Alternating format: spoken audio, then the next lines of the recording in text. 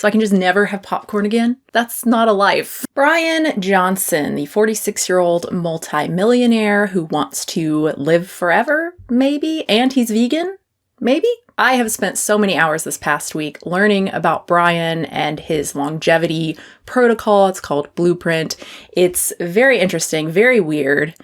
Yeah, let's talk about it. This all started a few years ago. Bryan says he was severely depressed. He actually contemplated suicide and decided it was time to make a change. He calls this firing evening Bryan, the Bryan who ruins things for the other Bryans, namely by eating too much. So he makes sleep hard for nighttime Bryan, and then he makes morning Bryan feel like shit. Very relatable, at least for me, I think for most of us. My 5 p.m. to 10 p.m. self is definitely the most destructive. She's the one who stays up later than she knows she should, eating garbage while watching garbage. It does feel good saying she. It's not me staying up late eating popcorn and candy, it's her. What a bitch. Anyway, this change meant that only morning Bryan could make diet decisions, which led to intermittent fasting, no caffeine, meditation, aka Project Blueprint, or very small part of Project Blueprint. This is Project Blueprint. It's a diet consisting of basically the same foods every single day, 70 plus pounds of fruits and vegetables per month. It's supplements and not just a multi with some DHA, maybe some creatine thrown into a protein smoothie or something. No, it's all of this. And this doesn't include the delicious looking green sludge he has every morning. That's basically a supplement drink. It's fitness, which is the least weird part of all of this. And finally, it's testing everything from body weight to gum recession. And it's only $1,600 a month. Actually, way more than that if you include all of the gadgets Bryan uses. So it's a lot, but it is hard not to be impressed by Bryan's results. Over the past 2 to 3 years, almost every metric Bryan and his team have tested has improved, including his gum recession. There's no question he is very, very healthy, far healthier than most people his age, most people younger than him. His lipid panel alone, like how many people have LDL that low and HDL that high? It's impressive. But again, it's a lot. So Bryan's Blueprint diet contains no animal products and is very healthy, lots of vegetables, plenty high in protein as well. It also looks and sounds disgusting. He starts every day the same with this green giant concoction. Again, it's not really food, it's a mix of supplements. Charlotte Alter for Time magazine says it's like Gatorade, but sandy. I honestly cannot understand how he manages to drink this and take 50 plus supplements at the same time on an empty stomach. How do you not throw up? His first actual meal is super veggie. It's a mix of mostly lentils and vegetables. He eats it like this, not terrible, or blended with chocolate chips on top. They are 100% chocolate. There's no sugar, but still. Prepared correctly, taste should be an easy and smooth-tasting veggie hummus. No smell or taste of garlic. So as bland as possible. Great. His second meal is this nutty pudding, not nearly as bad as the super veggie. It's mostly nuts and fruit and protein powder. It's the color of a pencil eraser and tastes a little dusty, but it's not too different from a vegan yogurt if you like that sort of thing. And for the third meal at 11 a.m., yes, that's the last time he eats for the day, he has some variety, still mostly vegetables and nuts though. All this comes to under 2,000 calories a day, putting Bryan in a calorie deficit every day. Bryan says he loves his food. He says it is delicious to him, which I think is really hard to believe if you have never eaten this simply.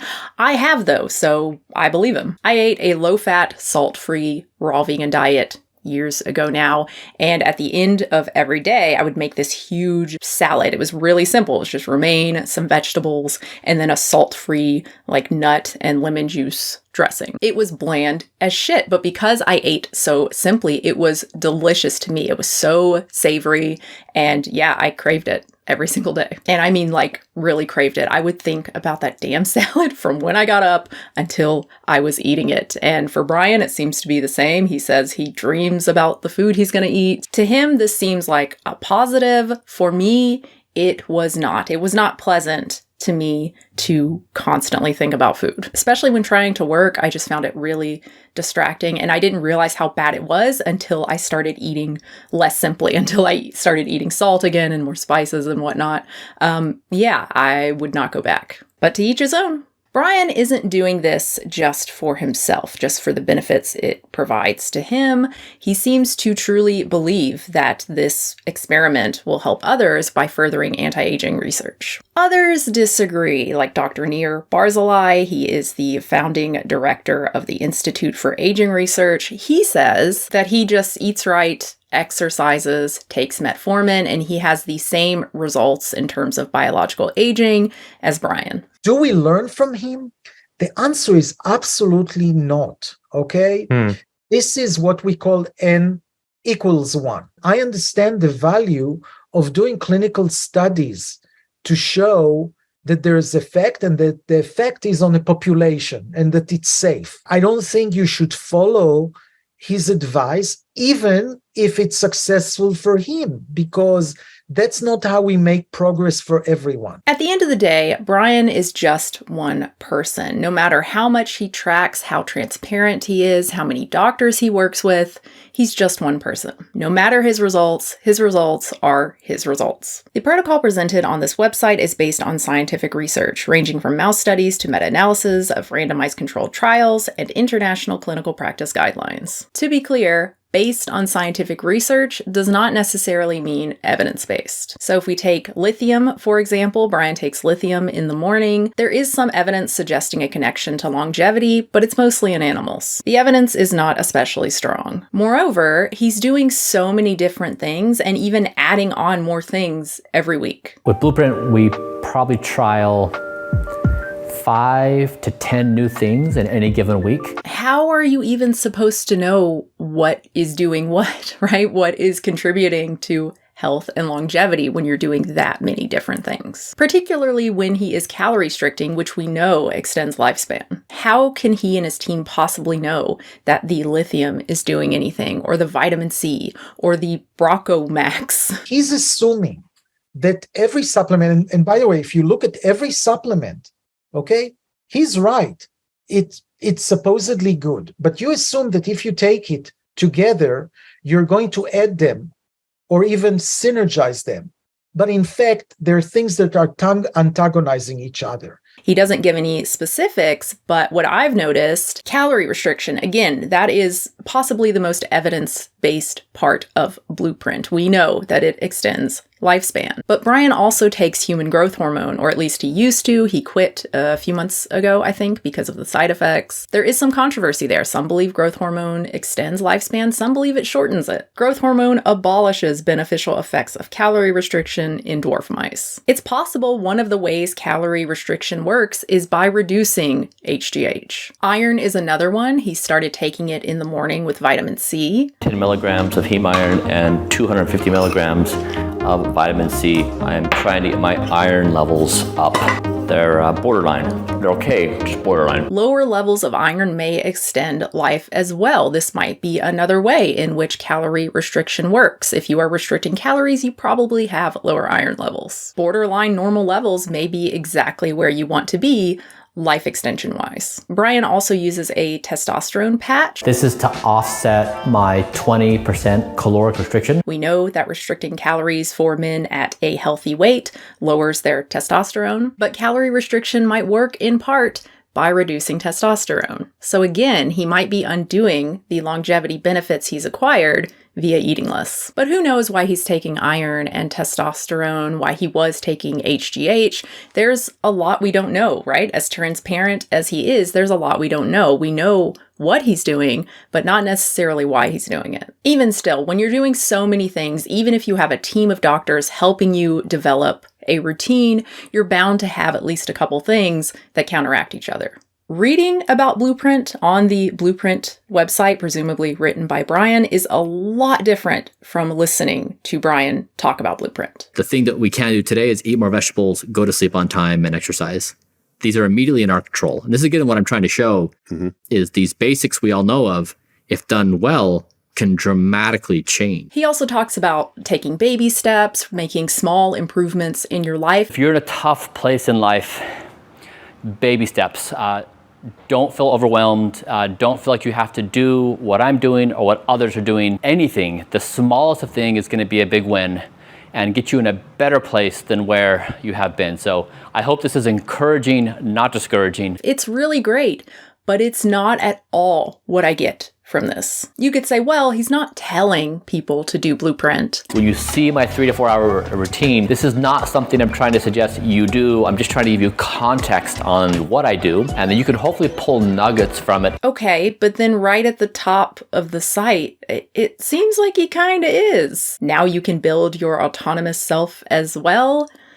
And if it's really just about the basics, well, why not just stick to the basics? Why not just eat well, restrict calories, exercise? Now, Bryan does have a Blueprint program coming soon, so it'll be interesting to see what he recommends people actually do. I doubt he's going to recommend people fill their oral pockets with a mix of their own blood and collagen. That's not a joke. He really did that, and it is really a thing. It's super cool. But also when he says things like, hey, I've, fixed my gum recession and I have the oral pockets of a 17-year-old or they're 17 years younger, whatever he says, remember that that's probably not because of the diet and the exercise and the 100 plus supplements. It's probably because of this. Going into this, I assumed Bryan ate a vegan diet purely for the health benefits, for longevity benefits, that he and his team thought this was the best way to eat. I was wrong. I basically just asked my team, is it possible for us to do a vegan protocol and be within the targets of the optimal clinical outcome ranges? It's a preference, not a necessity. Why do you prefer it? Because I hope that a scaling law of technology, that the more intelligent a system gets, the more compassion that it has. So that is lovely, and just a really lovely way to put it, I think. Now, he does say he's not totally vegan. So the only exception is I take collagen peptides. I'm trying to find a vegan source for that. He says that Blueprint does not have to be vegan, so I'm very intrigued, honestly. I would love to know what a non-vegan Blueprint diet protocol looks like. I guess we'll find out once he releases his program. I imagine it'll still be heavily skewed towards plants. The most interesting thing to me about Bryan Johnson is not really Bryan Johnson or Blueprint, it's how people react to Bryan Johnson and Blueprint. While some people find him inspirational, others do not. This video by Rebecca Watson is a good example. She doesn't just question the science of what he's doing, she calls him a grifter. He wasn't seeing the immediate returns on computer-brain interfaces, and he didn't like the complicated gobbledygook from the scientists who actually study these things. So instead, he decided to be Gwyneth Paltrow.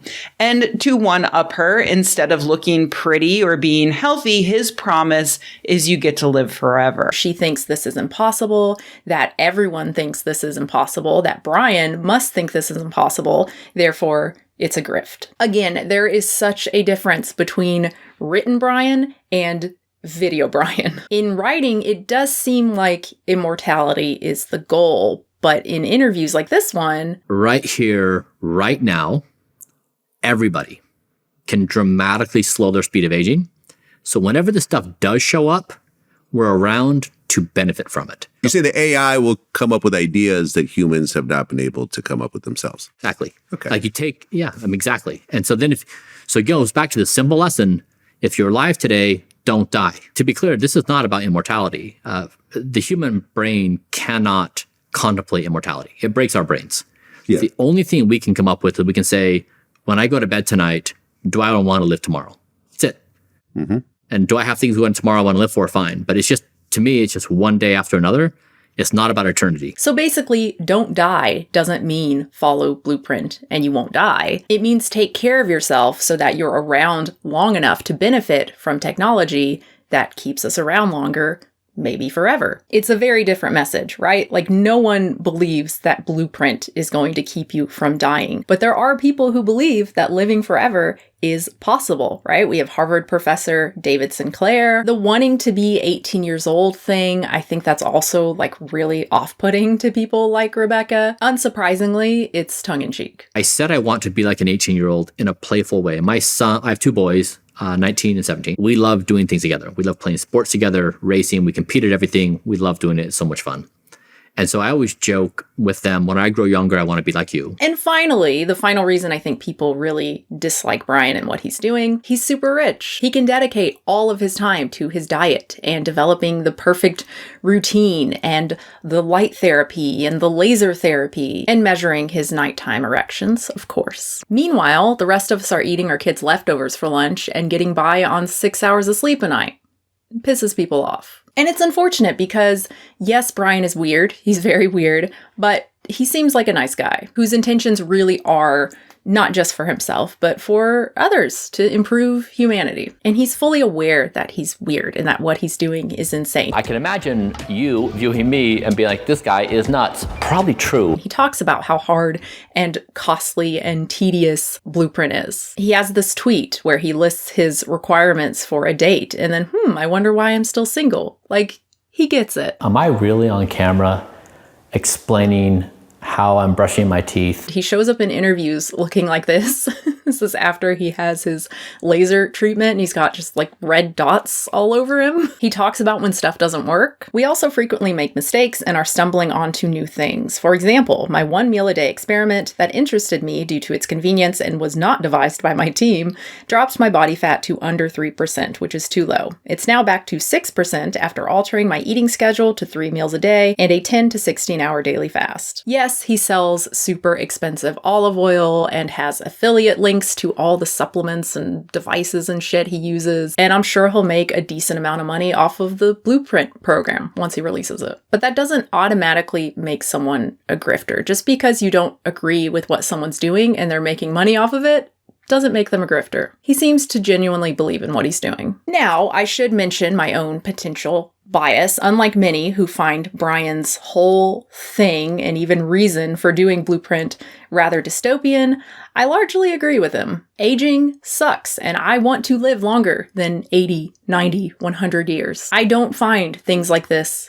uplifting. I find it excruciatingly sad, and I applaud anyone who is trying to put an end to dementia, cancer, aging. Point is, I want Bryan to be right, right? So I'm probably biased towards, pointing out or emphasizing the positives of what he's doing and possibly ignoring the negatives. So in conclusion, while I agree with Bryan's ultimate goal and I applaud him for that, I don't know if Blueprint is really the answer. And I don't really think it's going to do much to further anti-aging research. I think Dr. Barzilai makes a really good point when he says, instead of spending all this money on yourself and all these tactics and gadgets and whatnot, maybe put the money towards longevity research. If those $20 million went to do a study, he would have much more impact. But nobody's going to say, hey, do the Bryan Johnson. No physician is going to say. Mm-hmm. And while I personally, of course, I'm not going to do Blueprint, I couldn't if I wanted to. I don't have that money. Who has that money? But I will say, I do find it inspiring, particularly the sleep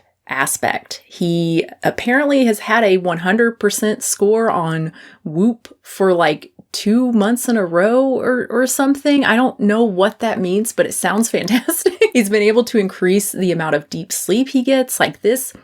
Yes, this is what I want. So I find that very inspiring, and it has actually inspired me to take some steps to improve my sleep. Namely, I am eating earlier in the day, finishing my dinner and everything I eat at 5 p.m., 5:30 instead of right before bed. Like Bryan, I am often eating. I'm laying down watching Peaky fucking Blinders and Peaky Blinders. To be fair, the first episode of this last season of the 6th season was really good. So, we'll see. But yeah, I think that could potentially positively influence my sleep. And I will give Bryan credit for that. Watching all of his stuff, watching him talk about his sleep routine, definitely led me to try to stop eating earlier in the day. I have tried this before, let's be honest, and I did not stick to it, but I'm pumped to do it this time. I've done 2 nights in a row, which is not impressive at all. I usually do like a week or so, and then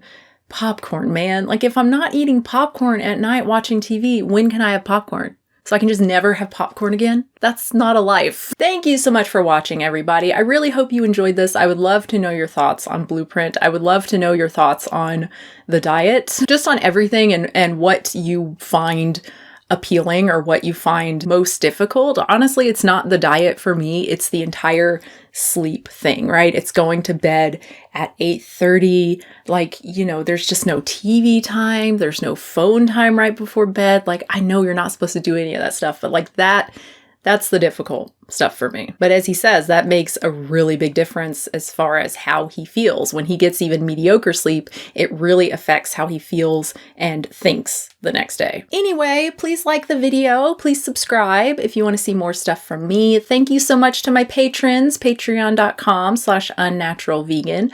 I do post 2 exclusive videos there a month for $5 plus patrons. One is a vlog, just stuff going on with me, my kids, all that sort of stuff. And then the second one is a controversial topic unrelated to veganism. So I will have that one up in the next couple weeks. I started that the beginning of this year. So I have 9 controversial videos up on Patreon. Thanks again, guys. New video soon.